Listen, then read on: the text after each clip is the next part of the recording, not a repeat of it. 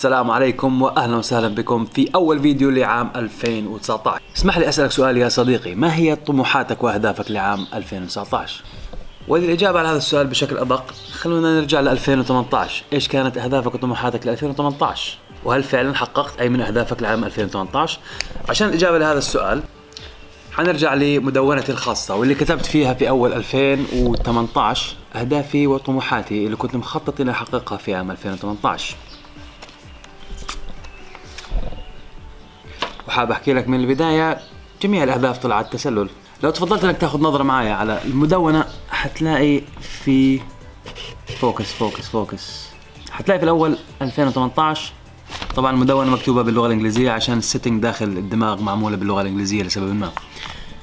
على العموم حتجد أن الأهداف متقسمة إلى 3 أقسام: أهداف تتعلق بالتطوير الذاتي، وأهداف تتعلق بتطوير اللياقة، وأهداف تتعلق بالتطوير المهني. تمام.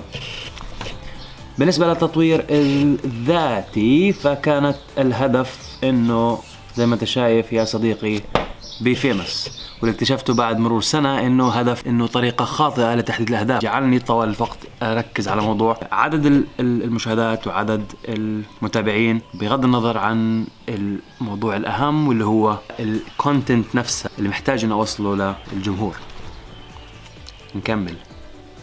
تحت الأهداف الشخصية موجود انستغرام، فتنس شانل، يوتيوب، دنتستري شانل، والموضوع مشي عكس هذا تماما. الانستغرام تحول لقناة تصوير واليوتيوب تحول لقناة فتنس. هذا شيء عادي. ممكن نحكي انه الأهداف الشخصية نوعا ما صارت زي المتوقع او زي المخطط، وحنرجع للموضوع هذا بعدين. ننتقل بعدها لأهداف التطوير البدني واللي هي بتتعلق بشكل أخص برياضة بناء الأجسام. والأهداف والطموحات كانت كالتالي: رقم 1 رفع وزن الجسم ل 80 كيلو جرام، أقصى شيء وصلته كان 77 كيلو جرام، وشيء يعتبر كويس بالنسبة لطبيعة جسمي. الأهداف الثانية كانت تتعلق بالبيرسونال ريكورد، وهي بشكل عام بتحدد مدى القوة أو تستخدم كطريقة لقياس مدى قوة لاعب بناء الأجسام أو رفع الأثقال. والأرقام اللي تم تسجيلها أو كانت الهدف لتحقيقها: 120 كيلو جرام في تمرين الصدر اللي هو البنش بريس، 140 كيلو جرام في السكوات اللي هي تمرين الرجلين، و140 كيلو جرام ديد ليفت أو الرفعة المميتة وهي تمرين للظهر. بالنسبة لتمرين الصدر أو البنش بريس الرقم اللي وصلت له في عام 2018 كان 100 كيلو جرام. ونوعا ما في قصة وراء موضوع ال 100 كيلو جرام، لأنه كان في الماضي كل ما أقوم بمحاولة لوصول أو رفع ال 100 كيلو جرام تنتهي نهاية مأساوية بإصابة أو توقف عن نزول النادي لفترة بسبب الإصابة هاي. ففي عام 2018 تمكنت من أن أوصل ال 100 كيلو جرام، كانت نهاية نوعا ما سعيدة، ما كان في أي إصابات، ما كان في أي مشاكل، يعتبر شبه إنجاز نحو في الطريق السليم. بالنسبة للسكوات الرقم اللي وصلته 2018 كان 120 كيلو جرام. أما في الديد ليفت فتوقع وصلت 140 كيلو جرام. حقق هدف يا السادة المستمعين. بالنسبة للكارير جولز أو الأهداف الوظيفية: complete one implantology course. حاب أحكي لك إنه ما حضرت غير مؤتمر واحد وما كملته، وبعد المؤتمر صرفت نظر عن موضوع زراعة الأسنان تماما، أو بالأصح التركيز على أشياء أخرى وأساسيات في طب الأسنان قبل القفز إلى موضوع زراعة الأسنان هو الطريق الأصح. هذه كانت أهداف 2018، وأنا أتمنى إنه 2019 تحقق أهداف أكثر. ولكن إيش كان سبب عدم تحققها معظم هذه الأهداف؟ برأيي الشخصي أعتقد عدم تحقق هذه الأهداف كان بسبب المبالغة في وضع الأهداف. بحد ذاته لا يعتبر خطأ إلا في حال تم التعامل مع الفشل في تحقيق هذه الأهداف بطريقة خاطئة.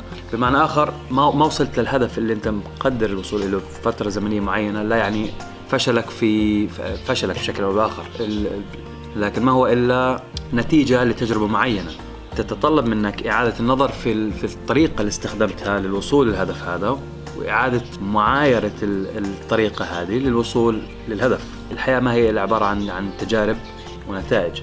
هذا كان ملخص أهداف 2018. ولكن بالنسبة لأهداف 2019 مبدئيا طالما معظم الأهداف لسه لم تحقق 100%، من المنطقي إنها تكون نفس الأهداف. يعني ممكن تحكي هدفي لعام 2019 هي تحقيق أهداف 2018. أعتقد من المنطقي أكثر تحديد هدف واحد منطقي ذو قيمة جوهرية راح يساهم في تحسين كافة المجالات الأخرى في حياتك.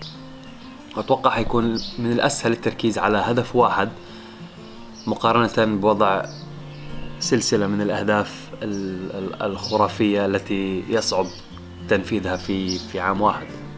بالنسبة للجميع إيش الأهداف اللي ممكن تكون ذات قيمة جوهرية ممكن واحد يركز عليها في عام 2019؟ أول مبدئيا موضوع الاستيقاظ المبكر. معظمنا بيربط الاستيقاظ المبكر للأسف الشديد إحساس سيء اللي هي بتربطه بسبب أيام المدارس الجميلة أو شيء يعتبر عقاب، وهذا شيء خطأ تماما. موضوع الاستيقاظ المبكر أو الطريقة اللي بتبدأ فيها يومك بتأثر على مجرى يومك. كل ما كانت البداية إيجابية كل ما كان مزاجك خلال اليوم إيجابي وبتكون إنتاجية أكثر، بتكون كفاءتك في العمل أعلى.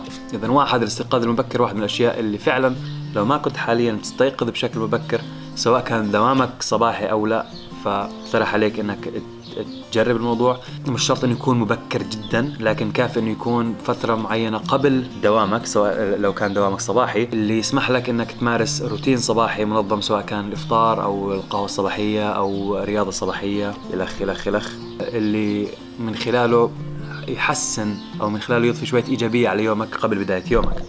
اثنين من الاهداف المنطقية من الاهداف الجوهرية اللي تستحق ان الواحد يسعى لها في عام 2019 اللي هي ممارسة الرياضة بشكل منتظم، سواء كان رياضة كمال الأجسام، سواء كان رياضة المشي، جري، بسيطة كانت أو معقدة، أيا كان أي نوع من الرياضة اللي بتحبه وبتفضله ومتوفر وسهل إضافته في نمط حياتك حيحسن من نوعية حياتك بشكل رهيب.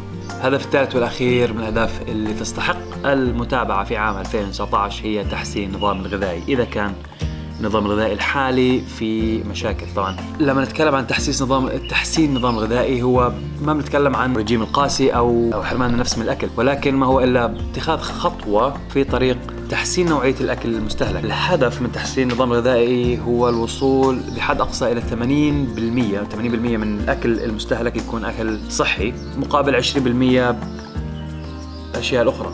هذا كافي إنه يحسن من أدائك، يحسن من أداء جسمك، يحسن من مزاجك العام، يحسن من نمط الحياة بشكل عام. هذه الأفكار بالنسبة لعام بداية عام 2019.